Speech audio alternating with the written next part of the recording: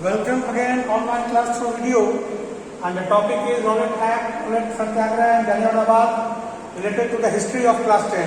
Class 10 का history chapter 2 nationalism in India हमारा start हो चुका है और इस वीडियो के थ्रू हम लोग आज डिस्कस करेंगे रॉलेट एक्ट, रॉलेट सत्याग्रह और Jallianwala Bagh massacre,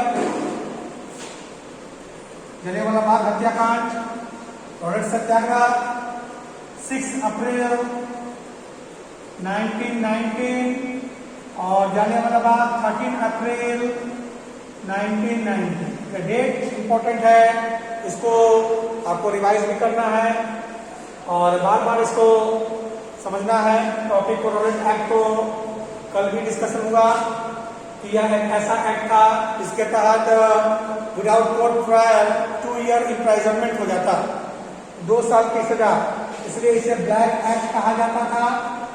black act और despite opposition of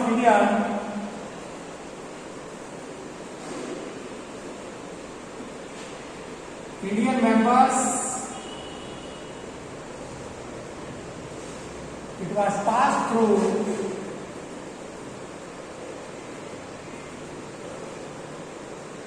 Imperial Legislative Council. Imperial Legislative Council. Imperial Legislative Council से इसे पास कर लिया गया और इस एक्ट के तहत 2 ईयर इम्प्राइजनमेंट किया जाता, सस्पेक्ट को 2 साल की सजा दे दी जाती, कोर्ट ट्रायल के बिना, मुकदमा चलाए बिना, प्रस्तुत किए बिना सजा दी जाती। जैसा रॉलेट एक्ट और इसी के अगेंस्ट में महात्मा गांधी ने रॉलेट सत्याग्रह किया। ठीक है, रॉलेट सत्याग्रह किया 6 अप्रैल। हड़ताल के साथ जो रेलवे वर्कशॉप में हुआ, रेलवे वर्कशॉप में हड़ताल शुरू हो गया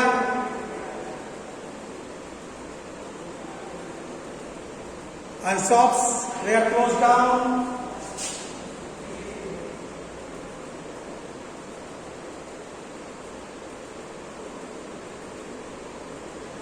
Rowlatt Satyagraha novel method, mass agitation, novel method against the wrong policies, movement which focus on the consign of oppressor and the movement based on truth and non-violence. सत्याग्रह तो हड़ताल के साथ यह मूवमेंट शुरू हुआ 6 अप्रैल 1919 को। रेलवे वर्कशॉप में shops close हो गए क्योंकि ब्रिटिश गवर्नमेंट को डर था कि कहीं टेलीग्राफ और टेलीफोन ऑफिसेस डैमेज न किए जाए, इसलिए कुछ एक्शन लिए गए। रॉलेट सत्याग्रह को कंट्रोल करने के लिए कुछ एक्शंस ब्रिटिश गवर्नमेंट के द्वारा, और एक्शन के तहत लोकल लीडर्स को, अमृतसर के लोकल लीडर्स को गिरफ्तार किया गया। उसके बाद 10 अप्रैल को पीसफुल प्रोसेसन पर गोलियां चलाई गई। जनरल डायर ने कमांड अपने हाथ में लिया और मार्शियल लॉ इंपोज किया गया। एक ऐसा कानून, सरकार का मिलिट्री कानून, ऑर्डिनरी लॉज इसमें सस्पेंड कर दिए जाते हैं, भीड़ नहीं लगानी होती कॉमन प्लेसेस पर, तो वह इंपोज हो गया। और 13 अप्रैल को एक बड़ा हत्याकांड हुआ जलियांवाला बाग, जब बैसाखी का मेला था, बैसाखी फेयर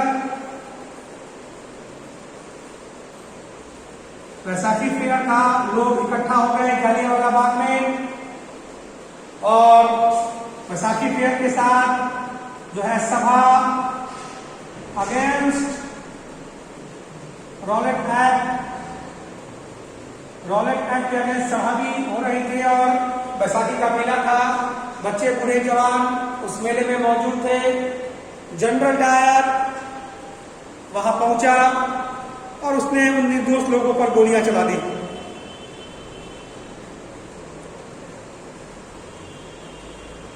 जनरल डायर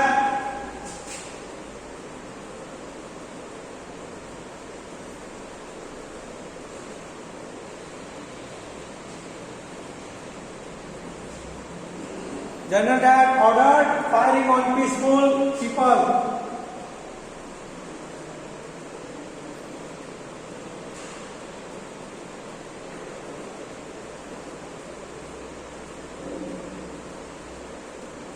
लोगों पर गोलियां चलाने का आदेश जनरल डायर ने दिया। लगभग 1500 राउंड गोलियां चली थी 10 मिनट में। 10 मिनट में 1500 के अराउंड अप्रोक्स, शायद थोड़ा ज्यादा था, 1650 अप्रोक्स, तो 1500 को मान लेते हैं। राउंड गोलियां चली थी सिर्फ 10 मिनट में। और ऑफिशियल डाटा के अनुसार 379 पीपल जो है वो मर गए थे, भीषण नरसंहार में मारे गए। 379 पीपल की निर्दोष लोगों की हत्या कर दी गई और 1000 से ऊपर लोग घायल हुए। यह ऑफिशियल रिकॉर्ड रहा, लेकिन रियल रिकॉर्ड था कि 1000 से 1500 लोग मरे और कई लोग इसमें घायल हुए। जान बचाने के लिए मॉबल्स में लोग कूद रहे थे, दीवारों पर चढ़ने का प्रयास कर रहे थे, लेकिन सब जगह गोलियां चल रही थी। जनरल डायर केवल सत्याग्रहियों के मन में कानून तोड़ने के प्रति डर डालने के लिए इस तरह का भीषण नरसंहार करवाया। तो जलियांवाला बाग इंसिडेंट मैसेकर एक बड़ी घटना है और कई बार ये एग्जामिनेशन में पूछा जाता है। अमृतसर पंजाब के जलियांवाला बाग में लोग इकट्ठा हुए थे, कुछ लोग सभा कर रहे थे, कुछ लोग बैसाखी फेयर को एंजॉय करने के लिए इकट्ठा हुए थे। जनरल डायर ने ब्लॉक कर दिया एग्जिट पॉइंट को और गोली चलाने का आदेश दिया। कई लोग मारे गए और इसका रिजल्ट ये रहा कि जैसे ही जलियांवाला बाग इंसिडेंट की जानकारी लोगों को हुई, लोगों ने इस बड़ी घटना के खिलाफ, सरकार के इस निर्ममता के खिलाफ बड़े पैमाने पर आंदोलन शुरू कर दिया। उत्तर भारत में स्ट्राइक्स, क्लैशेस, पुलिस के साथ गवर्नमेंट बिल्डिंग्स पर अटैक शुरू हो गए। सरकार ने भी ब्रूटल रिप्रेशन किया था। जब जलियांवाला बाग की घटना लोगों तक पहुंची तो लोगों ने हड़ताल, सरकारी भवनों पर हमले शुरू किए, पुलिस के साथ झड़प शुरू हो गई। तो सरकार ने भी निर्ममता से जो है इस आंदोलन को कुचलने का प्रयास किया और कई कदम उठाए। एग्जामिनेशन में आता है आपको कि सत्याग्रह, रॉयल सत्याग्रह के दौरान क्या हुआ, तो आप लिखेंगे 6 अप्रैल को हड़ताल हुआ, रेलवे वर्कशॉप में हड़ताल हुआ, शॉप्स क्लोज हो गए और गवर्नमेंट ने ब्रूटल जो है मूवमेंट को कंट्रोल करने के लिए लोकल लीडर्स को गिरफ्तार किया। महात्मा गांधी को दिल्ली आने से रोक दिया। 10 अप्रैल को पीसफुल प्रोसेसन, शांतिपूर्ण सभा पर गोली चली और 13 अप्रैल को जलियांवाला बाग जैसी घटना हुई। लेकिन जब जलियांवाला बाग की घटना हो गई तो उसके बाद क्या असर हुआ? तो उसके बाद सरकार ने निर्ममता से दमन का नीति अपनाई। सत्याग्रहियों को नाक रगड़वाया गया, गुर्जनवाला गांव पर बम फेंका गया, निर्दोष लोगों पर चाबुक चलाया गया, घुटनों के बल रेंग रेंग कर चलवाया गया लोगों को। इस तरह के कड़े कदम सरकार ने निर्ममता वाले ब्रूटल रिप्रेशन कहलाता है या कदम उठाए सत्याग्रहियों के ऊपर। जलियांवाला बाग हत्याकांड क्या है और इस हत्याकांड के बाद क्या हुआ, ये कई बार क्वेश्चन आता है। तो जलियांवाला बाग हत्याकांड के बाद जब लोगों ने सरकार का विरोध किया, सरकारी भवनों पर हमले किए, तो सरकार ने मूवमेंट को कुचलने के लिए लोगों का शोषण करना शुरू किया। Satyagrahis were forced to rub their noses on the ground, crawl on the street and do salam to all sahib. सत्याग्रहियों को सलामी देनी पड़ी।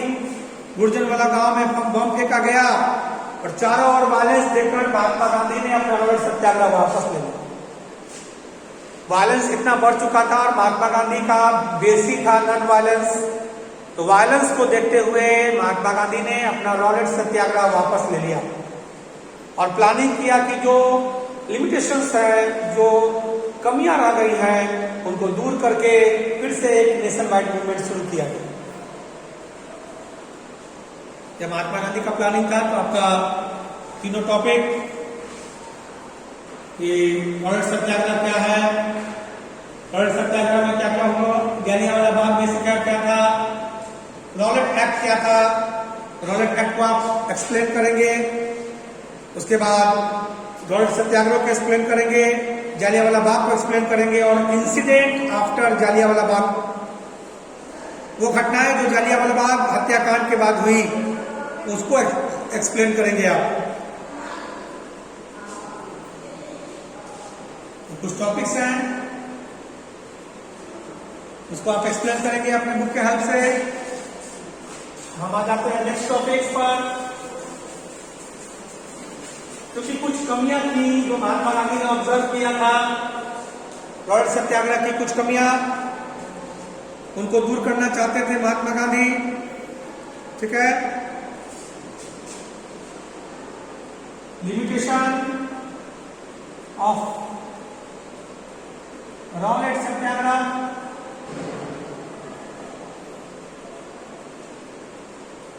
Lack of Hindu Muslim unity, Hindu Muslim unity की कमी देखी गई।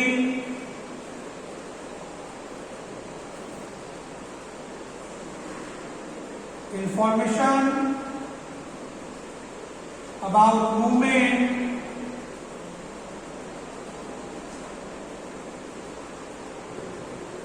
Did not reach to villages, movement की जानकारी गांव तक नहीं पहुंची, गांव के लोगों को मूवमेंट का पता ही नहीं चला, जानकारियां जो थी मूवमेंट से जुड़ी हुई वो नहीं पहुंचा, यह मूवमेंट कहीं ना कहीं लिमिटेड रह गया।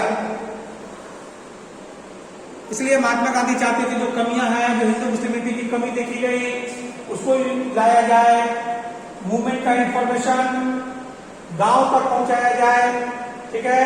मूवमेंट्स के जो तरीके हैं वो लोगों को समझाया जाए पहले, ठीक है। मूवमेंट कैसे करना है, लोग कैसे उसमें पार्टिसिपेट करेंगे, इसको पहले समझाया जाए। हिंदू मुस्लिम में एकता को मजबूत किया जाए और गांव तक मूवमेंट की जानकारी पहले से पहुंच जाए। जो कमियां थी उन कमियों को सुधार कर एक नया मूवमेंट की तैयारी करनी थी महात्मा गांधी को, और एक मौका मिला खिलाफत मूवमेंट, खिलाफत मूवमेंट, दो अली ब्रदर्स, दो भाई अली ब्रदर्स से जुड़ा हुआ मूवमेंट, और उनका नाम था मोहम्मद अली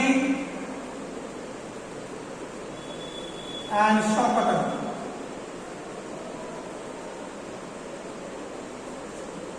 अली ब्रदर्स के नाम से जाना जाता है जिन्होंने इस मूवमेंट को इंडिया के लिए लीड किया।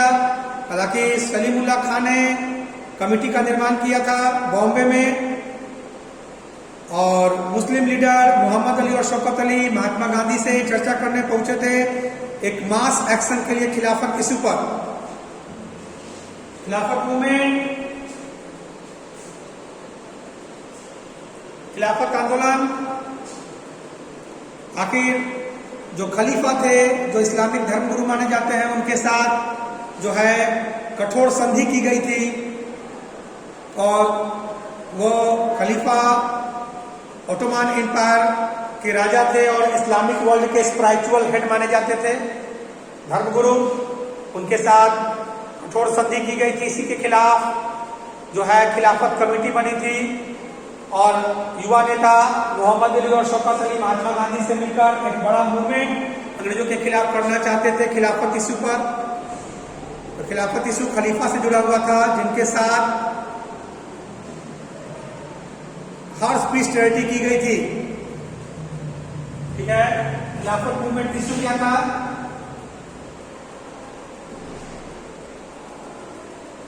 नाम था पीस ट्रेटी, लेकिन ये कठोर था। विद खलीफा, स्पिरिचुअल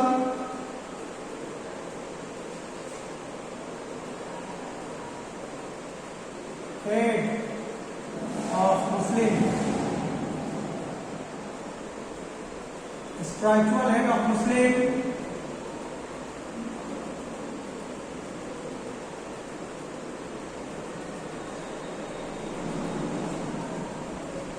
इस्लामिक धर्मगुरु, उनके साथ हॉर्स पीस ट्रेनिटी की गई थी।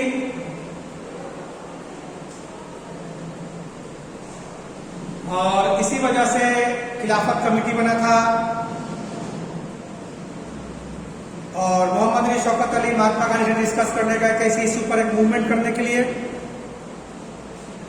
इसी इशू पर एक मूवमेंट करने के लिए गए थे। तब महात्मा गांधी ने एक कंबाइंड मूवमेंट की रूपरेखा तैयार की और कलकत्ता सेशन में जो कि सितंबर 1920 में हुआ, उसमें जो है खिलाफत और स्वराज इशू पर एक मूवमेंट पर सहमति बनी, non cooperation Khilafat movement. Non cooperation Khilafat movement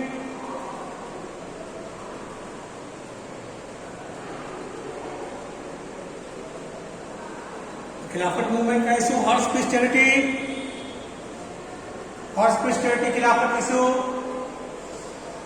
खलीफा के साथ जो हॉर्स पीस टेरिटी हुई उसके खिलाफ यह खिलाफत मूवमेंट हुआ और इस मूवमेंट में खिलाफत इशू पर महात्मा गांधी का समर्थन लिया गया। तब महात्मा गांधी ने इस इशू पर जो है कांग्रेस के सेशन में नॉन कोऑपरेशन खिलाफत मूवमेंट की जानकारी दी और यह मूवमेंट शुरू हुआ। आखिर need of non cooperation movement क्यों था? Need of non cooperation movement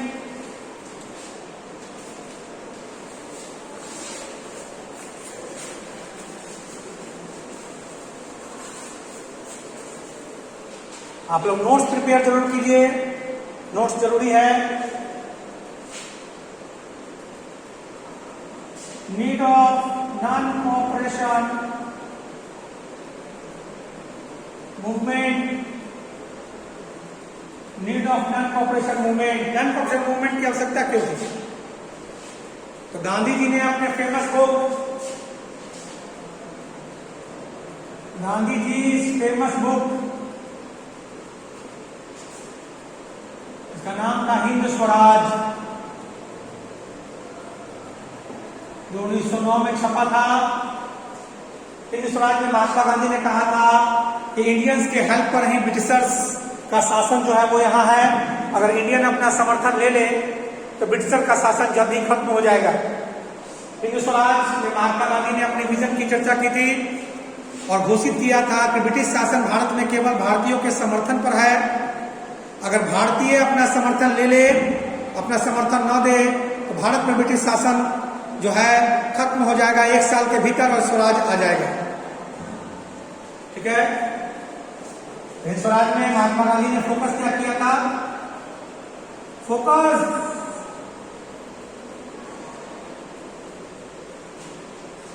on the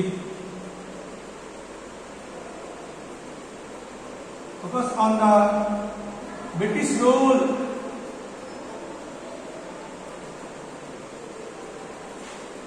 need the cooperation of Indians, and if Indians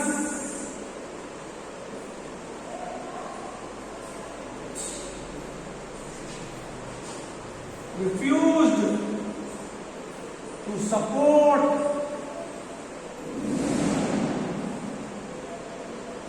this rule, the British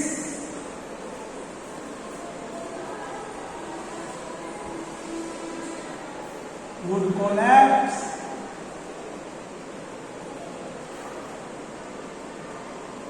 within 1 year। 1 साल के भीतर ही शासन खत्म हो जाएगा, ऐसा महात्मा गांधी ने कहा था।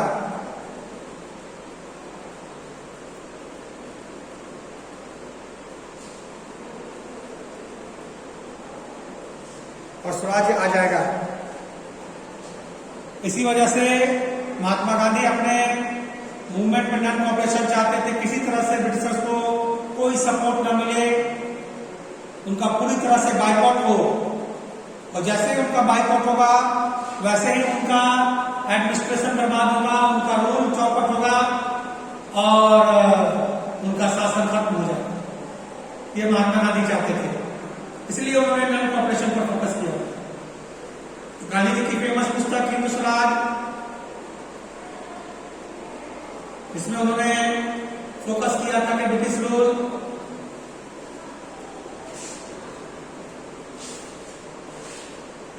Operation of Indians, and if Indians refuse to support this rule, the British rule would collapse within 1 year. British शासन जो है 1 साल के भीतर ही समाप्त हो जाएगा,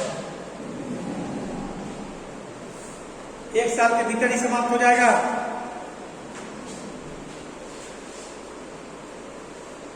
तो आज के लिए इतना ही, इतना नोट्स बढ़िया से बना लेंगे।